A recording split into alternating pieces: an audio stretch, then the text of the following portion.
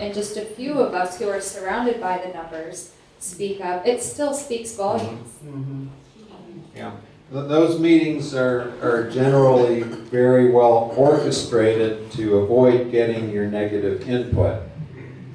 But as Kim indicated, there are a number of people who will speak up, and if there's other people who don't necessarily speak up but are there to support, that really is helpful and demonstrates the presence in that perspective. If you have one person speaking up and 20 people around them nodding their heads as they're speaking, they're going to get that message.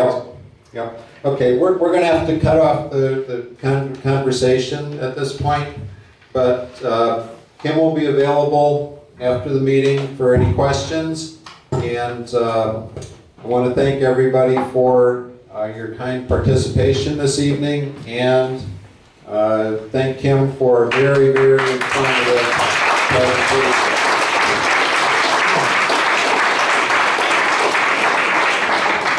I've been to several presentations on Agenda 21 and they've all been good, but I think this is probably the best one, the most concise and thorough explanation of what's going on.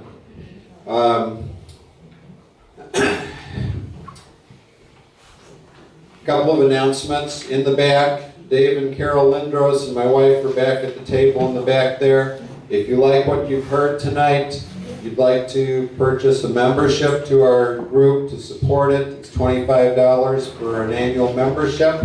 That would be appreciated. The funds that are collected go into just supporting, putting on the meetings, and getting information out. We have a table on the side. Jim Lindhurst is there. Jim, you want to raise your hand? He's got DVDs and books that are available. You can borrow those. And he also has the Personhood Amendment petition. So if you didn't sign that last month, then you have opportunity to sign it. If you're a registered voter, do you have just Lake County, Jim? Or do you have other counties too? Okay, so if you haven't signed that and you'd be willing to sign that, that would be to put the Personhood Amendment on the ballot in 2016 in the state of Ohio. Our next meeting will be next month on May 21st.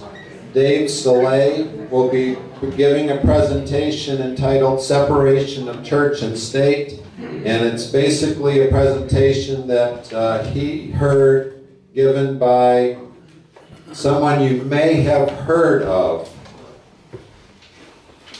His name is Rafael Cruz. His son is somebody you may have heard of as well, Ted Cruz. And so Dave will be giving that presentation next month. Finally, I sent out last night, those of you that are on the email distribution, a link to a GOP presidential survey. So I'd appreciate it if you haven't done so, if you would partake in that. There are 16 candidates listed as either having announced to run for president as GOP or likely to announce. So if you haven't signed up to run for president yet, we have a sheet over here. But almost everybody else is running, so it's not too late to get in. But there were 34 responses since last night, and the #1 candidate so far is Jeb Bush. Ted Cruz has 44% of the vote. He's the #1 candidate, and that's more than double anybody else. The next ones are Rand Paul with 18%, Scott Walker with 18%, and Ben Carson and a couple other are behind there, but how about Marco Rubio? But surprisingly enough, nobody wants Jeb Bush or Chris Christie.